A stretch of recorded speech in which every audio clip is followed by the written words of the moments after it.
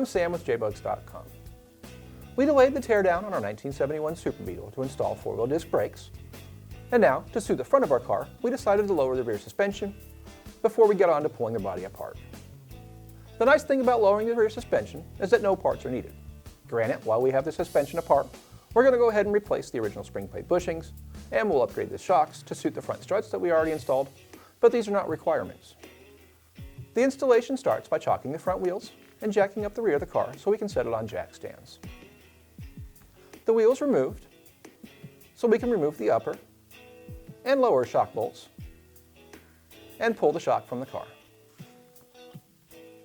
Next, the four trailing arm bolts are removed. The three rear bolts have nuts on the back side. The front bolt is threaded into the trailing arm.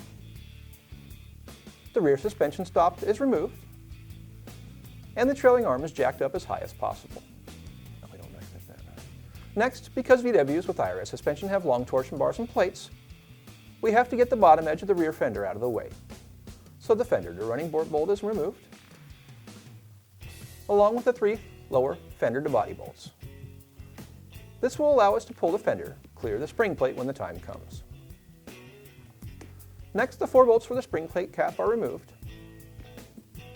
And normally, we'd remove the cap from the spring plate at this point. Our cap wouldn't budge though, so we'll skip to the next step and remove the cap later. The next step is the most dangerous part of the job, as the spring plate is sitting on the torsion housing and is under tension. In other words, the spring pressure that holds the car up off the ground is now pushing the spring plate against the torsion housing.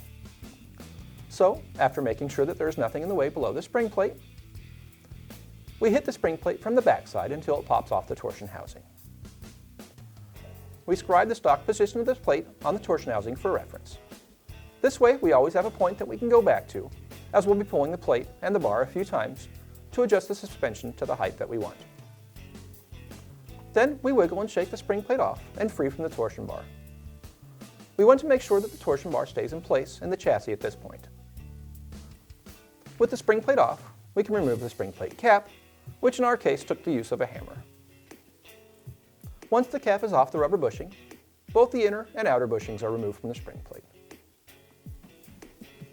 Now we can get to adjusting our torsion bars. The torsion bars have different splines on the inside and the outside, so that the suspension can be adjusted in as little as quarter-inch increments. Turning the bar on the inner spline, one tooth changes the ride height to 2.6 inches, and one tooth on the outer spline changes the ride height to 0.35 inches. We want to lower the rear of the car 4 inches to match the drop at the front. So, with the spring plate barely split onto the outer splines, we pull it back slightly so we can feel the splines, and turn the plate up 5 teeth, which should drop the suspension 11 3/4 inches. We push the spring plate onto the outer splines. Then we pull the spring plate and torsion bar out of the housing at the inner splines, just clear the teeth, and turn the spring plate down 3 teeth, which lifts the suspension 7.8 inches. This gives us a final drop of 3.95 inches, and should be just enough drop to match the front end. The spring plate and torsion bar are pushed back in, and we mark the housing again to give us a new reference point, since we have to pull the spring plate off to install the new bushings. The spring plate is pulled off the torsion bar. The torsion bar is tapped all the way into the inner splines, and we prep a new inner urethane spring plate bushing with grease. The inner bushing has knobs and is tapered with a narrower side, inserting into the torsion housing. Once it is tapped into place, we can slide the spring plate back onto the torsion bar one final time and tap it in until it contacts the trailing arm. Then a punch and a pry bar are used to pry the inner spring plate down and under the trailing arm. With the spring plate sitting at the inside edge of the trailing arm, we use a punch and hammer to get the spring plate to pop past the trailing arm, and then tap the spring plate all the way into the torsion housing. Next, we'll install the outer spring plate bushing, which is tapered and smooth, and after we apply grease to it, it can be slid over the spring plate tube with a narrower edge pointing out.